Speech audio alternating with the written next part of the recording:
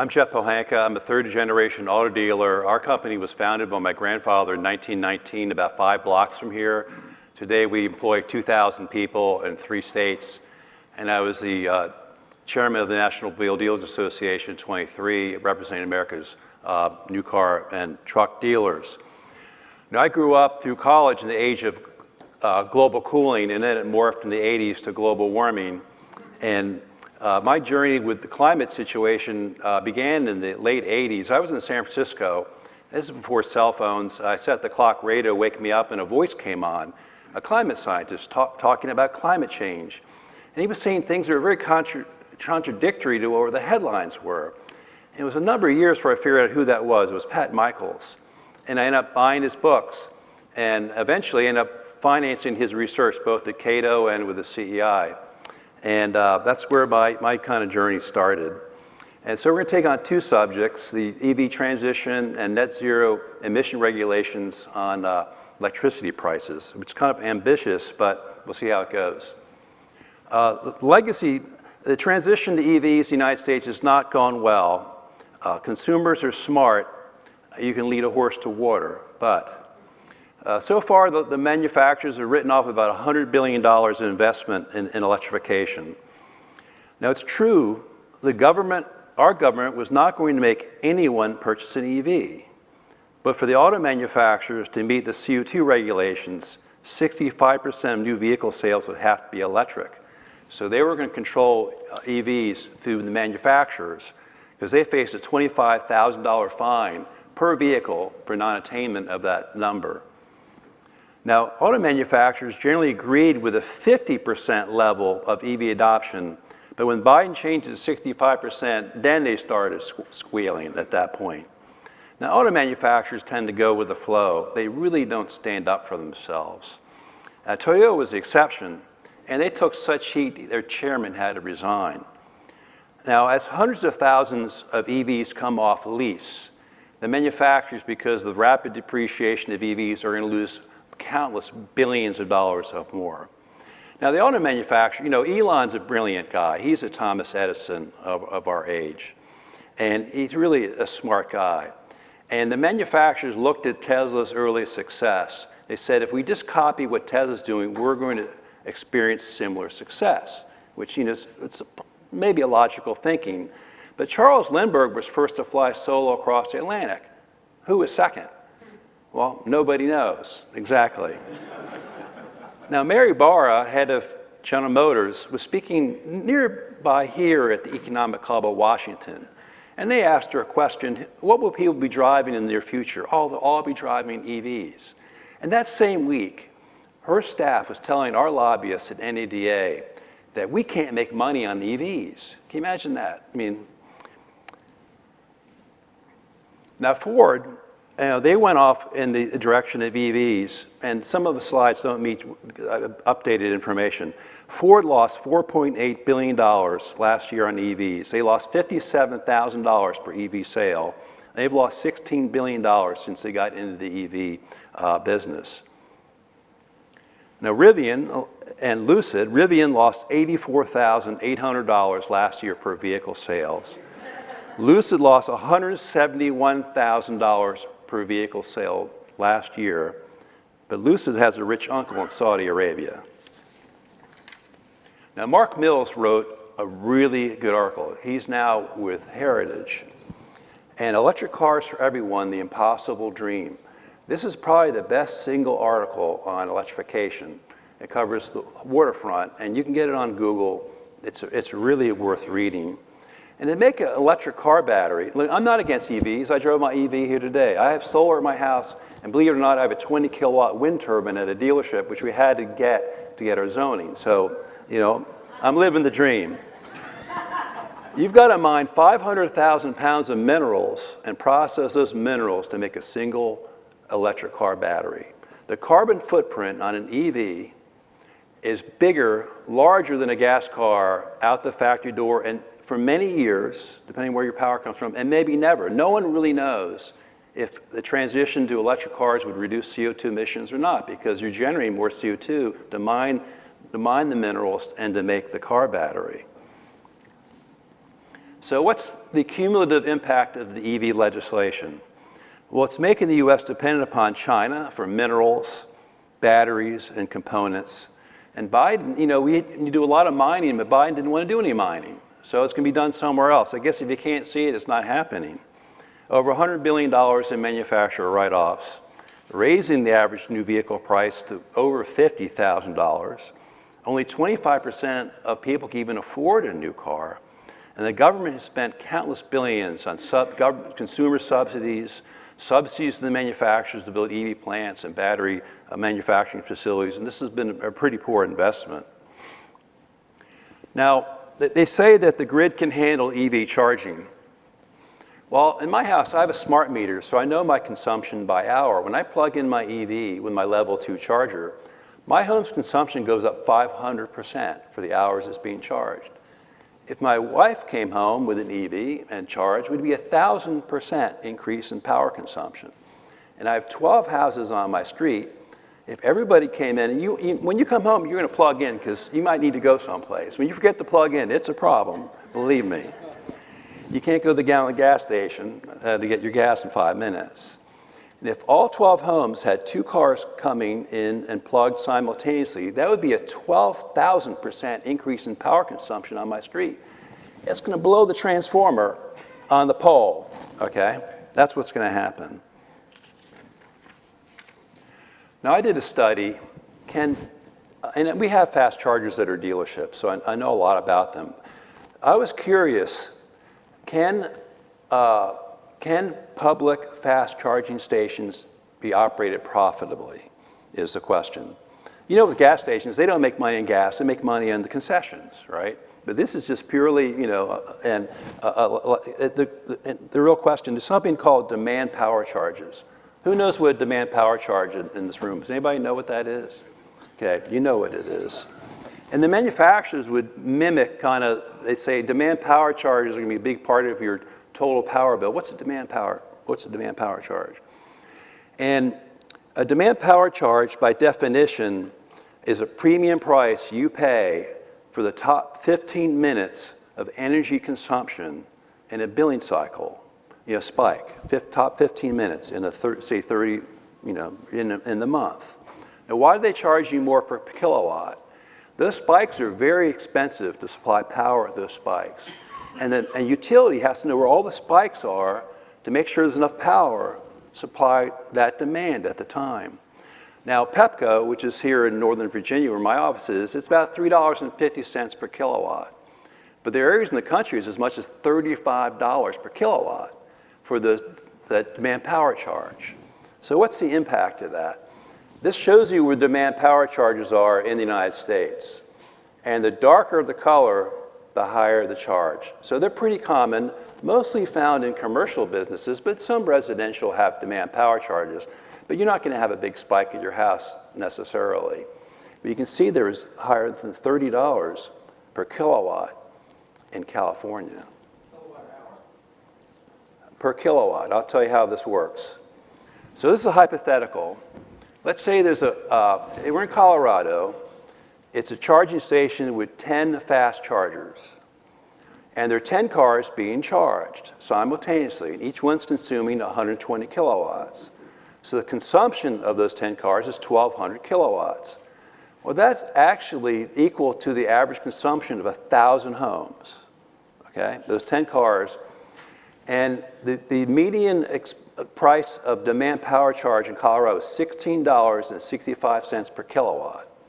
So unless you have some kind of special deal with the utility, that 15-minute spike will cost $19,980. And you're not buying power. That's just being tacked on to your power bill. And you will never make up revenue from subsequent charges in that month to make up that $20,000.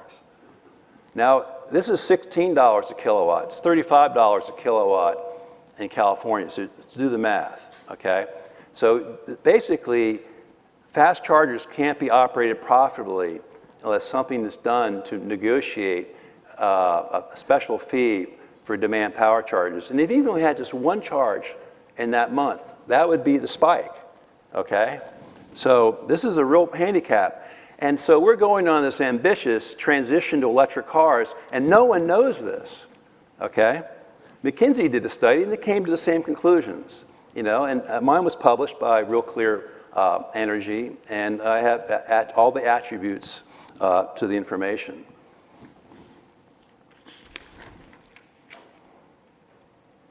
I have to go back. In the USA, EV sales were around 9 or 10% of market. Now they're below 5% and in decline. But the United States market is not in isolation. Our auto manufacturers are global, and they face similar regulations in Canada, the EU, and China. These manufacturers sell throughout the world. And that's a problem. They still have to be developing EVs to compete in those other markets, which are important, even though they don't have to so much here in the United States.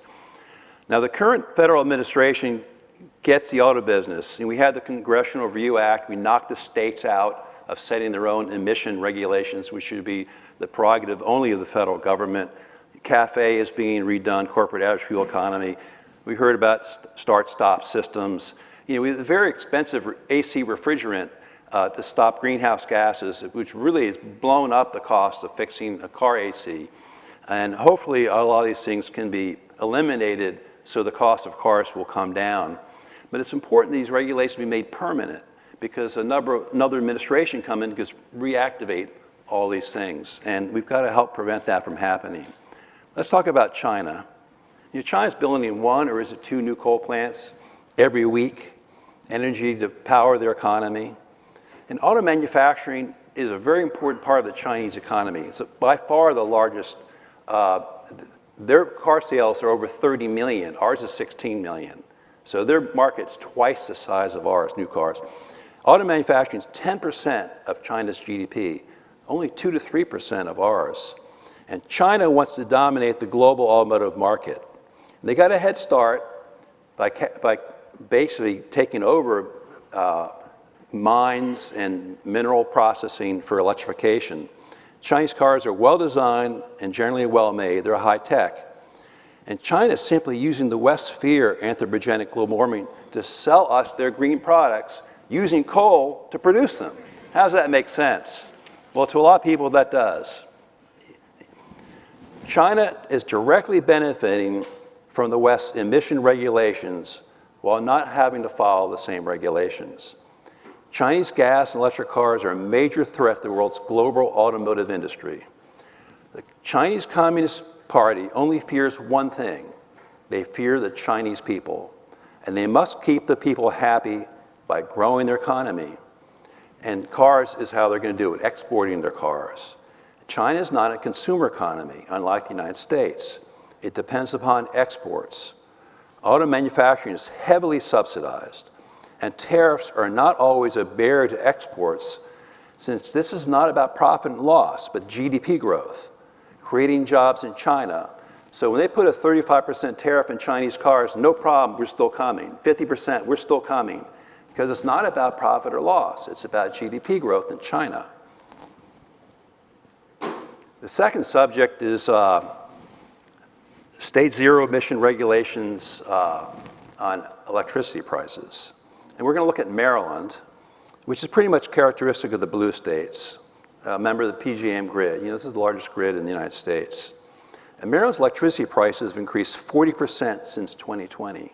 And why is this? Maryland's lost 6,000 megawatts of in-state energy generation, and it's largely not being replaced. Lost power is primarily from closed coal power plants, which voluntarily terminated operations. This is similar to New Jersey. New Jersey's lost 30% of their in-state power generation since 2018, and Delaware, 47% lost power generation. Now, Maryland had the Climate Solutions Act. You'll see this, reaching 100% net carbon-free electricity in Maryland. This is from 2025. Now, what this does, it requires the reduction of greenhouse gas emissions 60% below 2006 levels by 2031 and reaching net zero emissions by 2045. Maryland is a member of RGGI, the Regional Greenhouse Gas Initiative, which taxes and caps fossil fuel power plant emissions. RGGI has raised electricity prices in Maryland by $4.6 billion and has made reliable baseload fossil fuel power plants become less economic and close. A Baltimore Sun article stated that RGGI regulations taxes fossil fuel plant emissions equal to 44% of revenue. They become uneconomic. The RGGI's done that. And power plants can close if they want to. They just tell PG&M, we're done in 6 months, and they can close unless they're subsidized by the federal government to remain open, which has happened in a few cases. Incredibly, this year, Westmore, the government of Maryland, took $292 million from RGGI to balance the budget. He took the clean energy funds, almost $300 million, to balance the budget. Other restrictions include capping energy production. There's an oil plant called Wagner in Baltimore. They're only allowed to produce energy 5% of the time. How can you be economic and run a plant with just 5%? You can operate 5%. Maryland also attaches an Empower fee to state electric bills, collecting $300 million annually to be used to weatherize low-income households. Empower funds are mostly directed to low-income households. This is a basically form of income redistribution. They're using utility money and we talked about that, came up yesterday in one of the presentations. It's basically a redistribution of income. Much of the money is funneled through NGOs, non-government agencies. And the Maryland Comptroller said the state does not know how much money has been given to NGOs. It's estimated between $1 and $6 billion in Maryland public funds goes to NGOs annually without a centralized, transparent system to verify how the money is used or to ensure compliance. So they're taking this money from the consumer and funding their NGOs, and a lot of money is coming back into political contributions. It was revealed $26 million in state tax dollars had been paid to 23 nonprofits in Baltimore, all of which failed to comply with Maryland solicitation laws and were declared delinquent. Now, this is a map of the PG&M grid. It extends from Delaware all the way out to Chicago. You'll see, it shows you most states in the PG&M grid are in energy deficiency. It means they consume more power than they produce. New Jersey, 6,800 megawatts, negative. Delaware, negative. DC, negative. Maryland, negative. Virginia, negative. Ohio, negative. They're getting their power mostly from Pennsylvania and somewhat from West Virginia. So they're importing their power. So they're reducing their in-state power consumption to reduce greenhouse gases, but they're fine to bring it in from other states where they use coal or nuclear or natural gas to produce it, but at a higher expense and generally more emissions. There's a need for more in-state power generation, but Annapolis, that's the state government of Maryland, only really wants wind, solar, and battery power. They want an all-electric economy. The state also has goals to replace natural gas heat with electric heat pumps. And part of the regulations, any building over 35,000 square feet has to reduce its energy consumption by 20% or pay a fee. They'd probably be happy just taking the fee. At the same time, power demand is increasing due to the advent of data centers or intelligence centers. Patrick Morrisey, the governor of West Virginia, who I know and support, calls them intelligence centers. I think that's a better term than a data center. Power demand is increasing while supply is shrinking. AI is an important technology and should be protected. We're all using AI when you Google something, right?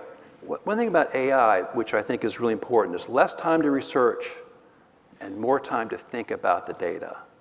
You have more time to think. Now, Maryland is blaming data centers and federal government for raising electricity prices when in fact state government policies are one of the primary causes. Are data centers a primary culprit for rising electricity prices? Well, studies have shown that energy prices are rising fast in states where energy demand is actually decreasing.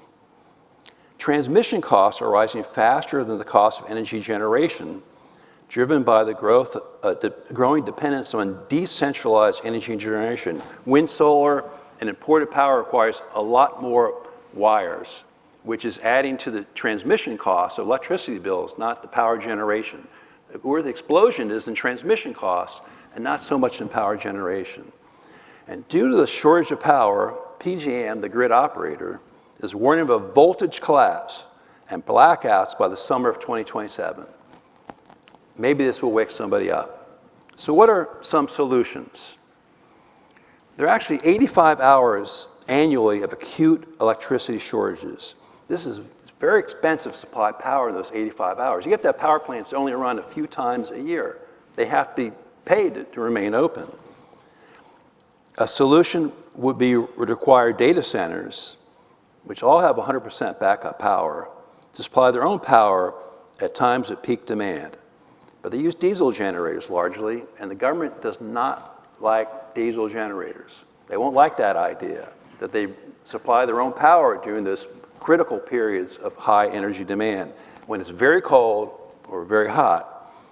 Another solution could be data centers should be responsible for the cost of local transmission upgrades, which are typically spread through everybody's utility bills. So if they got to bring wires from A to Z for them, they should pay for that, versus, just they bring the wire to the building and then everybody else pays for that wire to the building type of thing. I was opposed to grid-scale batteries, but talking to the president of PEPCO, which is a big utility here, a gas plant costs $2 to $3 billion to build, and it might take 5 years to build one because of the shortage of turbines. So a quick solution to this might be to build some grid-scale batteries as an alternative to buffer the grid. But according to PEPCO, which is a large utility, it's an Exelon company, batteries are not profit centers, so who's going to build them? A $1 billion grid-scale battery system versus a $2 to $3 billion gas plant, and there might be some solutions to help buffer the grid in the meantime. And you can probably do that in a year versus waiting 5 years for a gas plant. A solution might be in deregulated states, to allow utilities to also own power generation. What they found is a lot of states have deregulated that the utilities are not allowed, the power plant operator owners are not distributors. Distributors are separate from the power plant generators. So PEPCO is only a distributor. They used to own power plants, they had to sell them. And the idea is let them also offer power alternatives, which could increase supply and increase competition. The bottom line, electricity prices are likely to continue to increase. Reliability will decrease. Higher electricity prices will be a drag on the economy. And the government, they're meddling and interfering with this, with the market. They're not letting the market operate, which is generally pretty efficient. They're limiting utility. They think the solution is to limit utility executive compensation, which is done in Maryland, or limit their profits. I mean, if you limit the compensation, you're probably going to have less qualified people operating the systems. These actions do not address the real cause of higher electricity prices, which is the lack of reliable in-state energy generation. And I'll conclude my presentation with this picture. Not that one, I'll show you in a second. I was in a panel that dealt with energy and climate, and I also had the head of the Maryland Department of Energy there and two other people whose opinions were different from mine. But actually, I'll go back to this. I missed this slide. This is the PJM grid, and you get this anytime, and this is where the energy is coming from. At this point, it's 114,000 megawatts of power being consumed. The little green at the top is wind, and the little red is solar. So the purple is coal, the light blue is natural gas, the yellow is nuclear. So these people think that wind and solar can replace power generation. It's like 3% of power demand at this particular time, which is in January. They think that somehow it's going to fuel the other boxes. So here's a picture. I'm on the right, and the head of Department of Energy is on the far right, Maryland, and you can see by their expressions I had an effect on them during my presentation. Thank you.